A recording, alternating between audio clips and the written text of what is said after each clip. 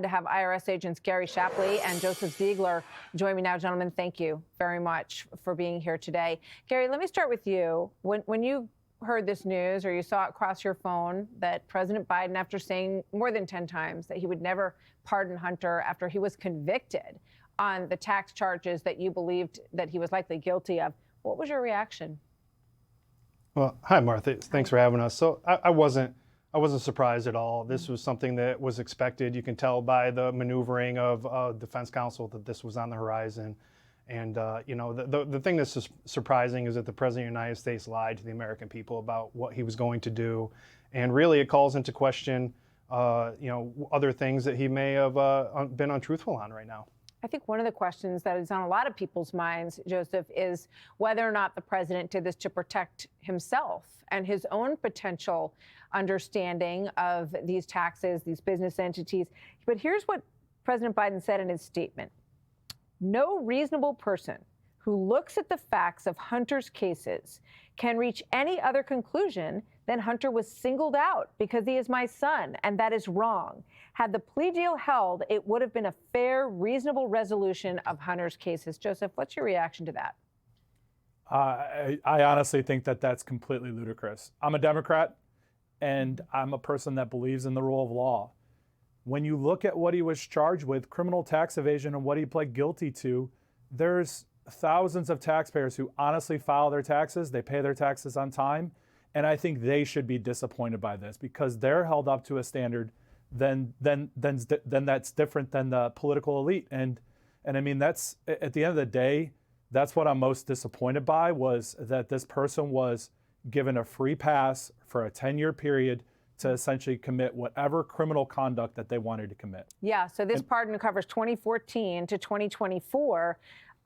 Gary, do you think, and this goes back to the question and that you spoke to Bret Baier about way back when, do you think that any of this would have led to President Joe Biden, and do you think he's protecting himself just as much in this move? Well, it was clear the Department of Justice didn't allow us to take any investigative steps that would have led to President Joe Biden. But even in the investigative steps we did take and some of the work done by the House and their impeachment inquiry, it was clear that Joe Biden was involved, and it was really selling the access and giving Hunter Biden the opportunity to get these lucrative contracts while providing really no service overseas. Joe, what do you think about that? Does this move, this pardon, protect Joe Biden, the President of the United States, from potential legal ramifications? Well, first off, his own Justice Department tried to protect him from any thorough investigation being done by us. We were limited in the questions we were allowed to ask witnesses. We weren't allowed to talk to family members. So his own Justice Department shielded the family from being investigated. And it wasn't until Gary and I stepped forward, David Weiss was announced as special counsel, that actual criminal charges were brought forward in this case. And he actually pled guilty to those charges. And I want to be clear on something, that criminal tax evasion, what he pled guilty to, is not the fact that he didn't timely pay or file his tax returns. He filed false tax returns willfully when he was sober after he wrote his memoir, which he profited off of. And that's what I want to be so clear on, is that this was conduct after he became sober. This was felony conduct after he was sober. And it was clever, and the president's letter didn't bring up any of that conduct. Yeah, it's a great point. The president says that all of this was an effort to break Hunter, who has been 5.5 years sober, even in the face of unrelenting tax and selective prosecution. Gary, before I let you go, I want you to tell me what has been the impact of becoming a whistleblower on your life. Do you still have your job at the IRS? And what is that day-to-day like for you? Yeah, just completely isolated. My senior leaders don't speak to me. They put me in a corner. And the latest is that they told me that I had to choose to either step down or to resign. And I'm counting on the whistleblower protection laws and the Office of Special Counsel to. Why did they ask you to take a lower position or resign? What was their reason? I think it's just part of this whole effort to retaliate against me. They've several times. Are you going to sue them?